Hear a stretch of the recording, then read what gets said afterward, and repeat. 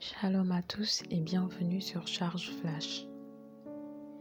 Hébreux chapitre 4, verset 14 nous dit « Ainsi, puisque nous avons un grand souverain sacrificateur qui a traversé les cieux, Jésus le Fils de Dieu, demeurons fermes dans la foi que nous professons, car nous n'avons pas un souverain sacrificateur qui ne puisse compatir à nos faiblesses. Au contraire, il a été tenté comme nous en toutes choses, sans commettre de péché. » Alléluia.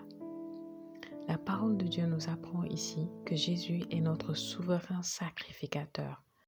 Dans l'Ancien Testament, il y avait les sacrificateurs et il y avait celui qu'on appelle le souverain sacrificateur. Le souverain sacrificateur, c'était lui seul qui pouvait entrer dans le lieu très saint du temple. Le lieu très saint, c'est là où se trouvait la présence de Dieu. Et personne ne pouvait entrer là-bas si ce n'était le souverain sacrificateur. Et lorsqu'il rentrait là-bas, il faisait toujours un sacrifice pour ses péchés lui-même et pour les péchés du peuple. Et il entrait avec le sang. Et à cause du sacerdoce et à cause du sang, il pouvait se tenir dans cette présence de Dieu sans risquer de mourir. Mais ce souverain sacrificateur dans l'Ancien Testament était une image du Seigneur Jésus-Christ. Dans le Nouveau Testament, nous avons un souverain sacrificateur et c'est le Seigneur Jésus-Christ. Et c'est lui qui est entré dans le lieu très saint. Le lieu très saint ici, aujourd'hui, ce n'est pas un temple qui est quelque part à Jérusalem. Le lieu très saint qui est le vrai est au ciel. Et le Seigneur Jésus a eu accès dans ce lieu en tant qu'un être humain et en tant que souverain sacrificateur parce qu'il est mort pour nous. Il a apporté le sang pour nous. Le sang qui nous a lavé, qui nous a purifiés, le sang qu'il a offert comme un sacrifice pour la rémission des péchés.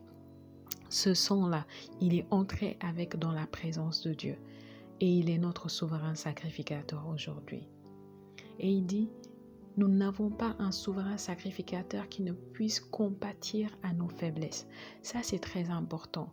Vous voyez, une chose qui est magnifique avec le fait que Dieu soit devenu homme à travers le Seigneur Jésus et qu'il ait vécu cette vie comme nous, qu'il a fait 9 mois dans le ventre de sa mère, il est né, il a vécu dans le monde en connaissant tout ce que nous connaissons.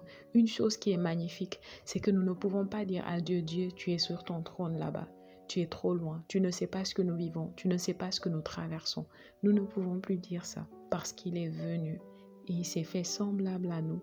Il a vécu dans le monde comme vous et moi et la parole nous dit, il a été tenté comme nous en toutes choses. Il a été tenté comme vous êtes tentés aujourd'hui. Il a été tenté sans commettre de péché. Vous voyez, parce qu'il a été tenté, parce qu'il connaît la faiblesse humaine, il peut être compatissant. Il peut compatir avec nous parce qu'il sait ce que c'est que la faiblesse humaine. Le Seigneur Jésus a été fatigué en marchant sur la terre. Il a été affamé, il a été assoiffé. Il a connu la peine, la tristesse, la joie. Il a connu tout ce que nous connaissons aujourd'hui. Il a connu la tentation. La seule différence entre lui et nous, c'est que lui, il n'a jamais péché. Donc, à cause du fait qu'il a vécu sur cette terre, qu'il a vécu ce que nous vivons, il connaît, il sait ce que c'est. Donc, il peut compatir avec nous. S'il n'avait pas vécu ces choses, il pourrait peut-être être rapide à nous juger, être rapide à nous condamner, parce que vous-même le savez dans la vie de tous les jours, quand vous n'avez pas vécu quelque chose que quelqu'un a vécu, c'est plus difficile pour vous de compatir que lorsque vous avez vécu ces choses.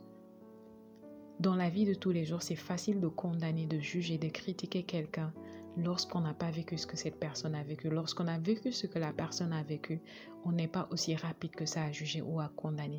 Vous savez, certains chrétiens se considèrent comme étant supérieurs ou meilleurs que les autres parce qu'ils ne font pas ceci, ils ne font pas cela. Peut-être ils ne boivent pas, peut-être ils ne fument pas, ils ne vont pas en boîte. Mais est-ce que vous savez que parfois, la seule raison pour laquelle cette personne ne fait pas toutes ces choses, c'est parce qu'elle n'est pas dans les conditions de le faire. C'est possible que si cette personne se retrouvait dans ces conditions, si cette personne était tentée de la même manière que celui qui le fait est tenté, il fasse ça. Ce n'est pas obligatoire, mais c'est possible. Mais si vous avez vécu ça, si vous avez vécu cette vie, si vous avez connu la faiblesse, la chute, si vous avez connu la tentation et que Dieu vous a sorti de là à cause de son amour, de sa miséricorde, de sa compassion, vous ne serez pas rapide à juger, à condamner ou à critiquer les autres. Pourquoi? Parce que vous savez ce que ça fait. Vous pouvez compatir.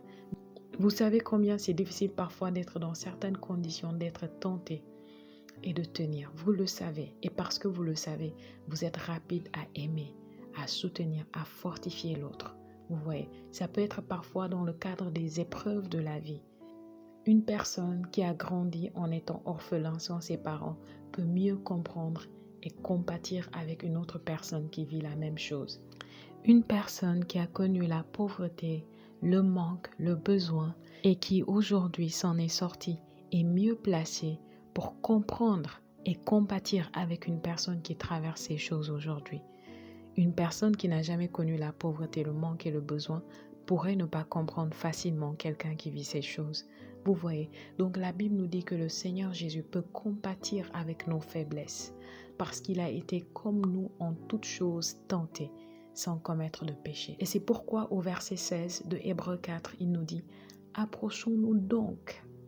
Approchons-nous donc. Donc ici veut dire par conséquent, puisqu'il en est ainsi, puisqu'il est notre souverain sacrificateur, qu'il est compatissant, qu'il comprend tout parce qu'il est passé par là. Approchons-nous avec assurance du trône de la grâce afin d'obtenir miséricorde et de trouver grâce pour être secourus dans nos besoins. Approchons-nous, alléluia, approchons-nous, ne nous éloignons pas, mais approchons-nous. Approchons-nous pas de façon nonchalante, avec assurance. Le trône de la grâce est ouvert aujourd'hui, alléluia. Le sang de Jésus nous a donné accès au lieu très saint de la présence de Dieu. Nous sommes dans sa présence aujourd'hui. Approchons-nous avec assurance, même si vous avez chuté, même si vous avez péché, si vous avez commis une erreur, vous vous êtes trompé. Approchez-vous avec assurance.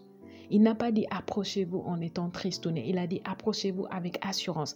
Quelle assurance? L'assurance d'un enfant qui sait qu'il est aimé. L'assurance d'un enfant qui sait qu'il est attendu par les bras grands ouverts du Père.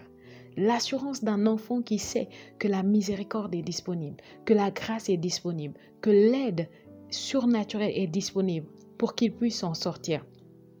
L'assurance d'un enfant qui sait qu'il n'y a personne qui peut le séparer de l'amour du Père. D'un enfant qui sait qu'il n'y a aucune voix d'accusation que le Père va entendre contre lui.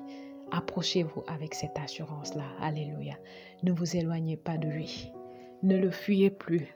Je ne sais pas combien de temps tu es resté loin de lui, mais il est temps de revenir vers lui. Approche-toi avec assurance du trône de la grâce et tu obtiendras miséricorde. Et tu trouveras grâce pour te secourir dans tous tes besoins. Alléluia. C'était Charge Flash avec Mighty Tati. À très bientôt. Que Dieu vous bénisse.